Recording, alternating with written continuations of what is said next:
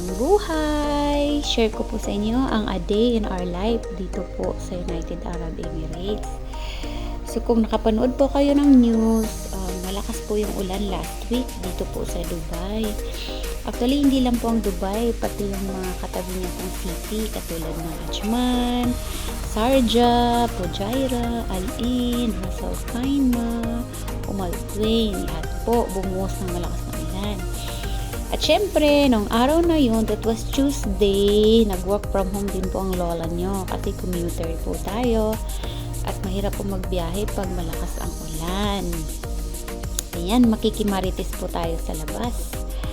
Diba, nakita nyo naman ang lakas po ng buhos ng ulan at pinaha po ang aming balcony.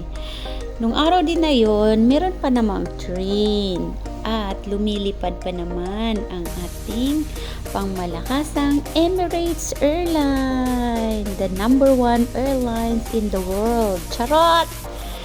So syempre, dahil maulan na araw, hindi rin po nakaligtas ang aming munting tahanan. Nakapasok po yung tubig. Simula po yan doon, I think sa namin, sa window. May maliit na leaking po doon at doon po siya dumaan. At ayan, umaagos.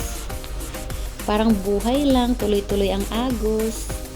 Disclaimer po, meron pa akong, ang video na to hindi po akin. Padala lang po ito ng aking mga friendship. Yung mga kulig ko na pumasok nung araw na yun, pero pinauwi din.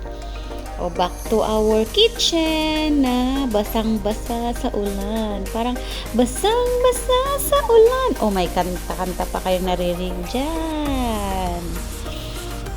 Yan, dinadry na lang po namin yan para hindi po dumami yung tubig sa loob. O, diba? So, hindi rin nakaligtas ang aming pintuan. Ayan, sinilip ko rin po siya kasi may nakikita po akong maagas na galing po sa, ayan din sa may ilaw. O, diba? So, tinawag ko na po yung nator kasi kinakabahan na po ako dyan. Kasi nga po, ang lakas niya talaga, baka magka-problema kami sa kuryente at mapatayan pa kami ng kuryente niyan. O, akalain nyo, ang ganda-ganda ng tinirahan namin. Yung pala, hindi handa sa ulan. Sino ba mag-aakala na after 75 years, uulanin ng malakas, babahain, at babagyuhin. O, nakita nyo naman ang metro station.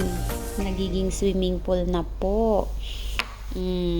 Alam mo ba, it feels like home nung araw na yon kasi syempre sanay tayo pag nasa Asia tayo na laging may ulan, may bagyo, may kidlat, pero pag nandito ka sa Dubai, hindi po tayo sanay niyan. Magugulat ka bakit na mayroong ganon.